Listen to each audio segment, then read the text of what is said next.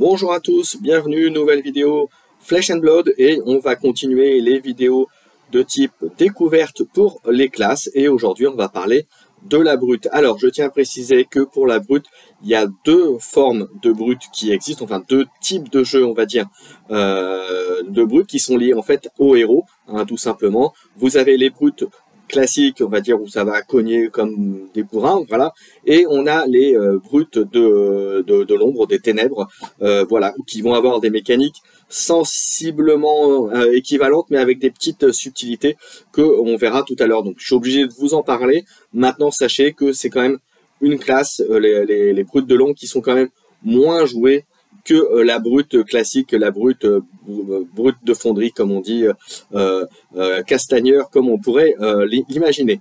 Voilà, allez, je vous propose qu'on attaque le détail de cette brute. Donc, on va faire un petit peu différemment de la précédente. On va avoir les héros, on va voir les armes, les équipements, et enfin les cartes qui sont associées, pour que vous puissiez bien comprendre les mécaniques de jeu. Alors, en globalité, bien sûr, de la classe. Après, il y a toujours des petites subtilités, des petites finesses de jeu que vous verrez ensuite en apprenant à jouer cette classe. Mais comme je le précisais dans la précédente vidéo, c'est surtout pour vous aider à choisir une classe et ensuite pouvoir faire le deck qui correspond bien sûr à la classe. Allez, on attaque tout ça après le générique.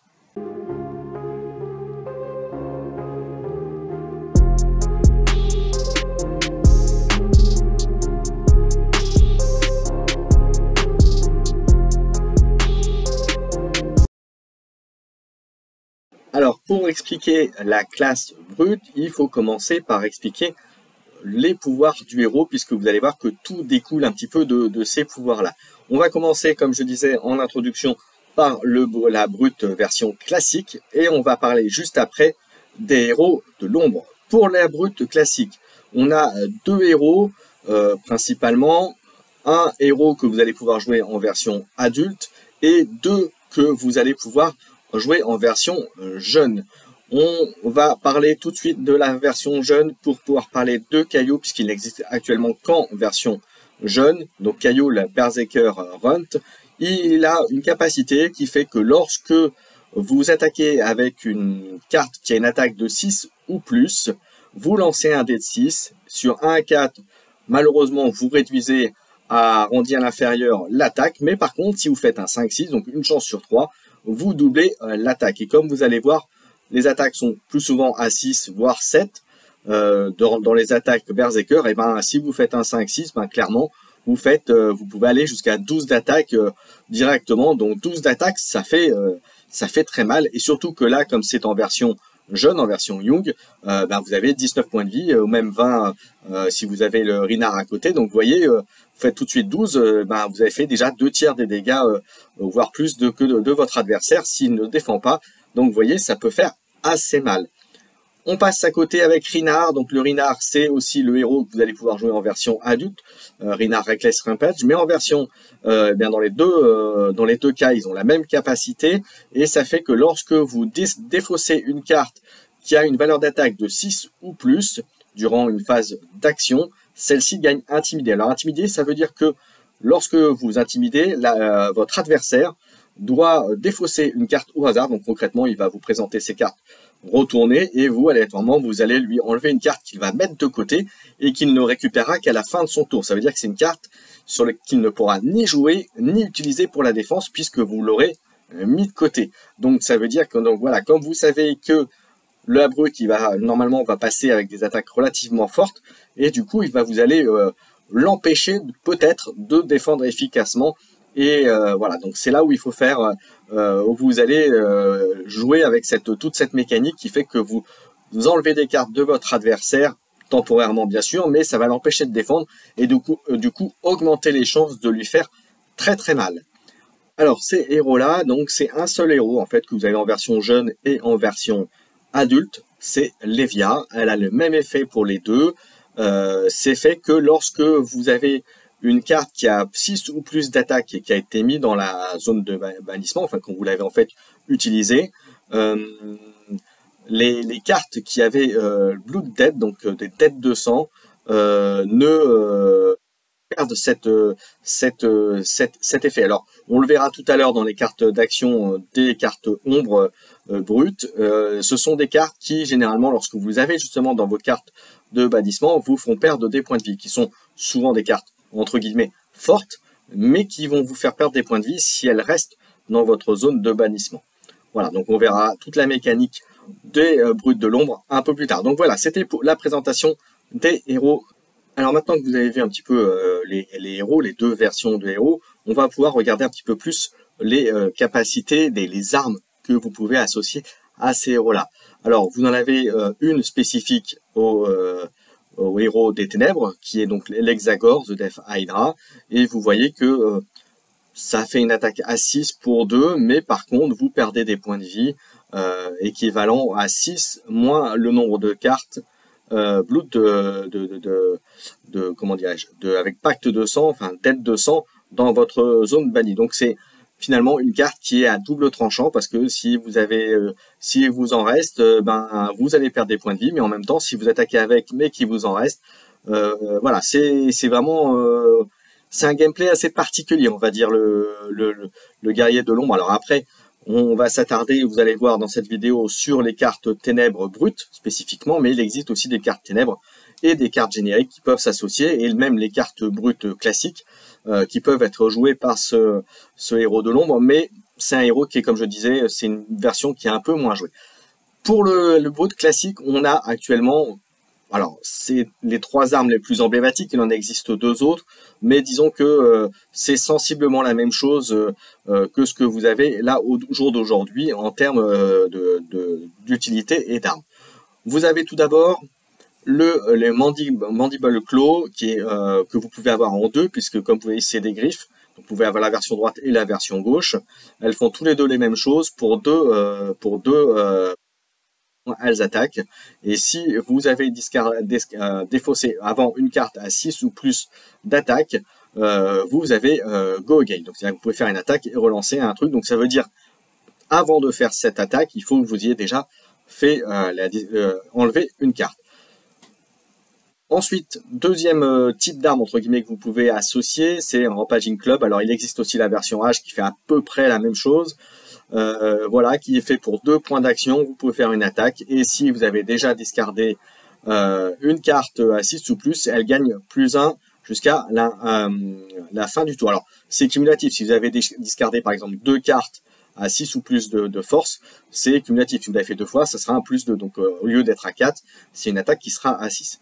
Et enfin, là on passe au dernier, c'est le Rock. Donc c'est une arme qui est arrivée avec Dynasty, la dernière extension, et qui fait pour 3 points d'action, vous faites une attaque. Et là où c'est fort, c'est par contre que vous ne pouvez le faire que si vous n'avez plus de cartes en main. Dans un jeu ou dans un type de jeu de mécanique où vous allez vous défausser de cartes, je pense que ça peut arriver assez souvent. Et là où c'est intéressant, c'est que les dommages que vous faites avec cette arme-là ne peuvent pas être prévenus. Et c'est quand même des dommages qui sont à 7. Donc c'est pas mal. Et puis si on imagine qu'on est en blitz, donc voilà, avec peu de points de vie, 7 sur 20, vous faites déjà un tiers des dommages rien qu'avec une attaque du rock. Donc c'est plutôt très fort. Passons aux équipements.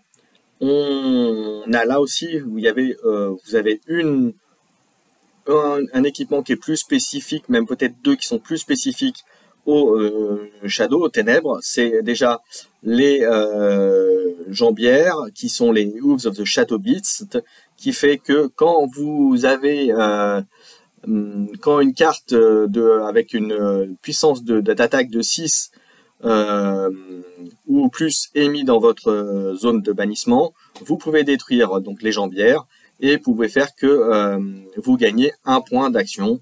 Voilà, et puis sinon, si vous défendez avec, ça se détruit, enfin il perd 1 point derrière. Donc c'est une jambière qui n'est pas forcément extraordinaire en soi. En revanche, les 2 autres jambières, on va commencer par là, puisqu'on a commencé des jambières. Vous avez une jambière qui va être plus facile à trouver, qui est une rare, si je me trompe pas, qui est les Beaten Trackers. Alors j'ai pas le terme en français, hein, je me sers d'images en anglais, mais en tout cas, ça fait qu'à chaque fois que vous, quand vous avez défaussé une carte qui a 6 ou plus en force, vous pouvez détruire les jambières pour gagner 1 point d'action. Donc ça fait sensiblement la même chose. mais par contre, voilà, c'est à peu près la même chose. Disons qu'il y en a un qui est plus pour les brutes et l'autre qui est pour les brutes version classique. Et alors par contre, l'autre jambière, c'est celle que vous allez vouloir absolument récupérer, parce que d'une part c'est une origine légendaire, mais parce que ça les vaut bien, comme on dit vulgairement, c'est les Scabskin Lasers, voilà. Pourquoi? Alors, parce que déjà ça défend à 2, et surtout c'est la capacité qui est dessus qui est très forte, puisque une fois par tour, en action, vous lancez un D6, et vous gagnez un nombre de points, un point d'action équivalent à la moitié arrondi à l'inférieur. Concrètement, si vous faites 1 ou 2, bah, ça fera 0. Mais voilà, si vous faites 5 ou 6, eh bien vous aurez enfin si vous faites un 6, vous aurez 3 points d'action, donc ce qui est quand même pas rien, ce qui va vous permettre de déclencher des attaques fortes. Donc ça, vous voyez, c'est vraiment des leggings, c'est ceux que vous aurez plus difficile à voir, parce que c'est des légendaires, donc les légendaires, c'est des cartes qui sont le plus dures à trouver et ou les plus chères à acquérir. Mais voilà, soit dit en passant, après il y a d'autres jambières intéressantes, vous avez pu le voir, mais en tout cas, c'est un must-have si vous voulez jouer brut plus tard. Ensuite, on a dans les gants, dans les bras gants, vous avez les Skull Crusher qui fait que quand vous lancez un dé et que vous faites un 5 ou 6, les attaques de votre prune gagnent plus 1 en attaque ce tour. Donc là, c'est plutôt très très fort et très utile. Encore faut-il que vous ayez un deck qui soit basé aussi sur les lancers dés. Alors il y a quelques cartes qui le font, je vous en montrerai de mémoire une ou deux tout à l'heure avec les cartes d'action brutes. Mais en tout cas, ça peut être un sacré plus. Voilà. Et en plus de ça, ça peut défendre un petit peu. Voilà. En revanche, si sur un dé vous faites 1, alors là c'est le bas blesse, c'est l'inconvénient des gants, mais en tout cas, voilà, rien qu'avoir la possibilité d'avoir plus 1 en bonus, c'est quand même très fort. Si vous faites un 1, vous détruisez les Skull Crusher. Donc ça, voilà.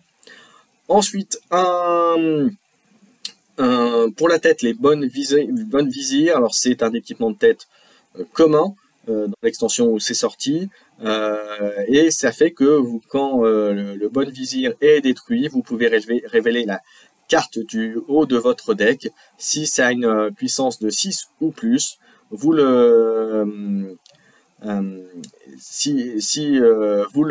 plus 6 ou plus, vous la laissez au-dessus de votre deck, pardon, et si ce n'est pas le cas, vous la mettez en dessous. Et puis après, sinon, voilà, une fois que ça a été utilisé pour défendre, ça se détruit. Donc, honnêtement, c'est un équipement de tête qui est pas extraordinaire, qui est bien, mais vous pouvez largement vous en passer, et c'est pour ça que c'est un objet, un équipement commun. En revanche, ce qui est moins commun, c'est une Majestic, et là pour le coup c'est une tête qui est très intéressante, c'est le Skullhorn, voilà, qui coûte pas très cher pour une Majestic, mais bon, voilà, il faut c'est bien de l'avoir. Disons que dans l'ordre, il vous faut en premier le Scabskin Laser, donc les jambières qu'on a vu tout à l'heure, et celui-ci, et après je terminerai bien sûr par le corps, donc par ce que vous avez sur la poitrine, enfin en équipement poitrine, entre guillemets. Alors en action, vous pouvez détruire le Skullhorn, vous piochez une carte, et vous défaussez une carte aléatoire de votre main, et ça, go again.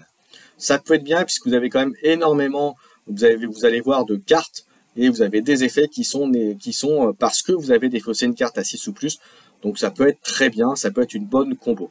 Et ensuite, pourquoi c'est aussi souvent bien recherché comme objet, c'est que Skullhorn a un arcane barrière 2, ça protège des dommages magie.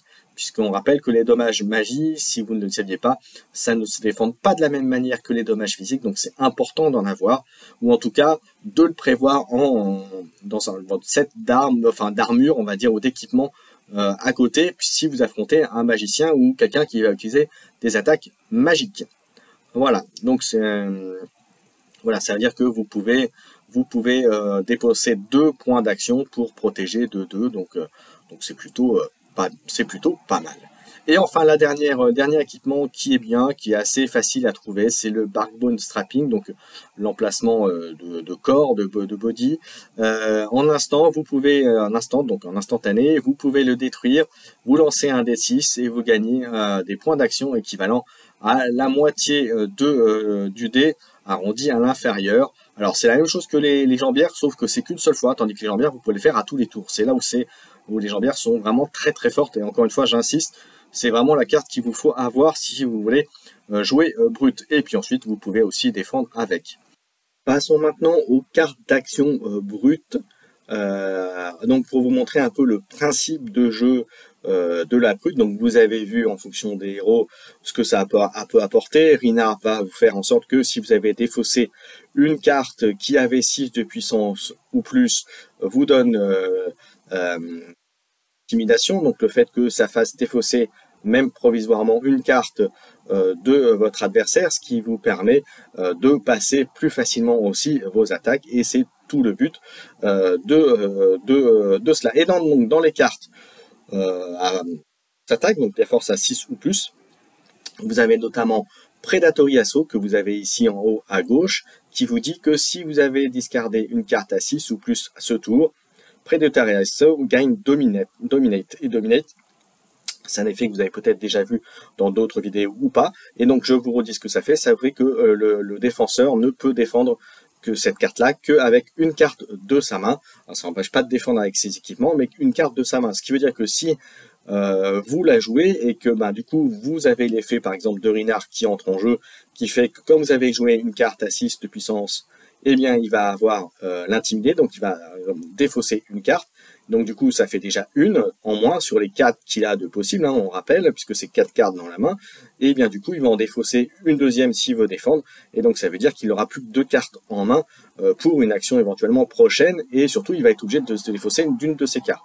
Et vous voyez, une carte à 6, quand vous savez qu'en général, les cartes de protection, c'est 3, vous l'avez d'ailleurs sur l'image là, sur les cartes qui sont visuellement là, ici, vous voyez, ça fait déjà 3 dégâts de passé, à moins bien sûr qu'il utilise des cartes équipement.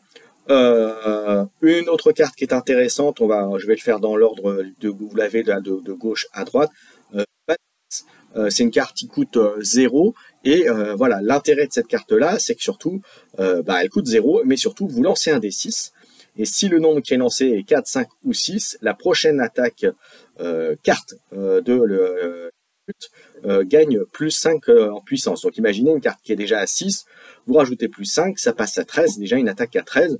Du coup, avec Dominate, ça déjà enlève une carte, donc vous imaginez, ça peut faire très très mal. Donc c'est pareil, c'est une des cartes qui est relativement facile à obtenir, celle-ci, et donc qui est quand même très fort à mon sens dans un deck brut. Autre carte, Smash Instinct, qui est arrivé avec Dynasty, qui a directement Intimidate. Donc ça veut dire que si cette carte-là est jouée et que vous avez Reinhardt, les deux Intimidate fonctionnent, puisque c'est une carte à 7 de puissance.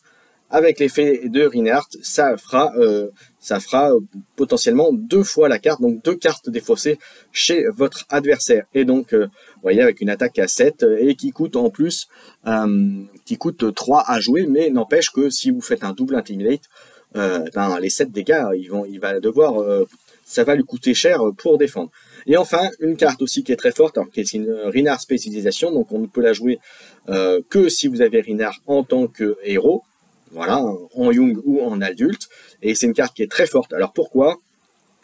Parce que c'est une carte que vous voyez déjà, elle coûte 3, bon, ok, mais c'est surtout, elle a 9 de puissance, et en plus elle a un autre effet, vous devez discarder une carte random de votre main, mais en plus elle a intimidé, donc les deux, ça fait que vous faites un double intimidé sur une attaque qui va être à 9 aussi, et donc c'est pour ça qu'elle est aussi très recherchée. C'est une carte qui va être assez difficile à récupérer, mais qui, si vous l'avez dans le deck, va ajouter un sacré boost à votre deck.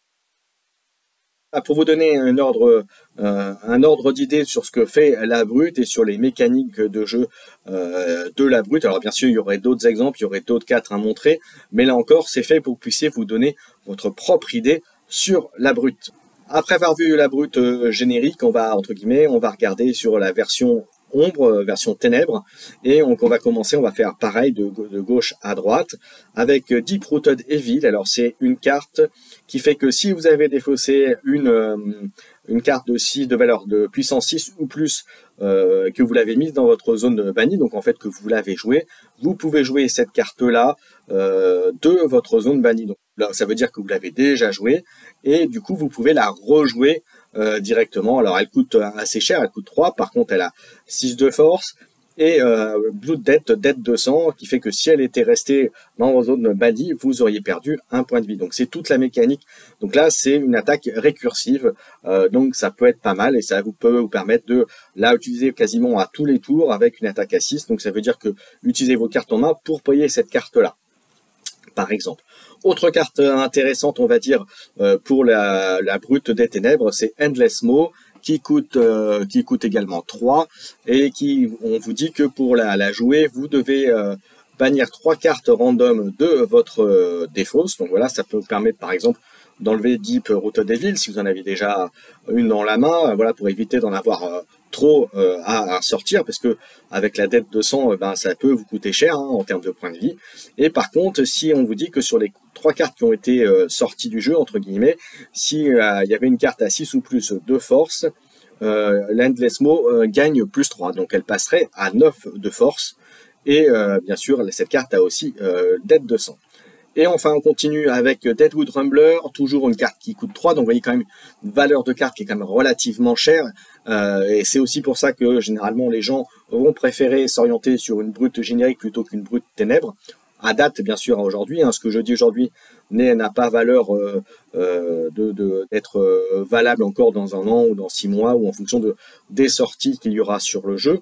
Alors, cette Deadwood Rumbler, qu'est-ce que ça fait? Ça vous permet de piocher une carte et d'en discarder une carte aléatoirement de votre main. Si vous avez discardé une carte qui a 6 ou plus de force, vous pouvez bannir une carte qui est dans votre cimetière. Donc là, en l'occurrence, pourquoi pas éliminer une carte qui a dette de 100. Et cette carte a elle-même dette de 100, et l'intérêt de cette carte-là, c'est quand même elle a 8 de force. Donc vous voyez, ça peut être intéressant de la jouer. Maintenant, ça ne peut être intéressant qu'avec un héros de l'ombre, donc Livia, que vous avez vu tout à l'heure. Et enfin, on termine avec une petite carte qui coûte 1, Graveling Growl. Vous pouvez la jouer que si une carte avec 6 ou plus de force a été bannie ce tour-là. Ça a dette de 100 bien sûr, et c'est une attaque à 7. Donc voilà, donc ça vous donne un petit peu la mécanique. Allez, ça y est, on a fait le tour de la brute, enfin en tout cas tout ce qui est nécessaire pour que vous compreniez bien comment la brute fonctionne, que ce soit la brute, on va dire, générique, et la brute de l'ombre des ténèbres, pour vous donner un petit peu d'idée. Donc, comme je disais en début, en introduction, il faut savoir que la brute générique est quand même beaucoup plus jouée que la brute des ténèbres. À date, des quelques retours, entre guillemets, pro ou semi-pro que je côtoie, à ce jour, la brute des ténèbres est pas tellement jouable en soi, c'est assez difficile à jouer. Voilà, donc si vous aviez à choisir la brute pour jouer, je vous conseille clairement de commencer par une brute générique, quitte après, avec le temps, pourquoi pas passer sur une brute de l'ombre ou des ténèbres si vous le souhaitez. Voilà, en tout cas, j'espère que cette vidéo vous a plu. N'hésitez pas à commenter, à liker, à vous abonner à la chaîne. J'en profite aussi pour vous dire que si vous voulez vous mettre à Flesh and Bone, n'hésitez pas à aller faire un tour chez notre partenaire, le partenaire de la chaîne Maxi Rêve. Voilà, chez lequel vous pouvez avoir, voilà, si vous créez un compte chez lui et que vous dites que vous venez de la part de la chaîne, vous pouvez passer en compte premium et avoir 10% sur tous vos achats, et puis surtout ça permet de pérenniser le partenariat que l'on a avec eux, avec Maxi Rêve. Voilà, puisque c'est en plus une boutique qui est très active sur le marché des jeux de cartes, des jeux de figurines, enfin de manière générale sur les jeux en global. Voilà, j'en ai terminé. En tout cas, amusez-vous bien, et puis j'en profite, comme c'est une vidéo que je fais entre Noël et le jour de l'an, à vous souhaiter de bonnes fêtes. Et puis si vous suivez le contenu que pour Flesh and Blood, eh bien je vous souhaite à tous un petit peu en avance une bonne année, meilleurs vœux, et puis de bonnes chances avec vos cartes. Voilà, à bientôt tout le monde. Ciao ciao.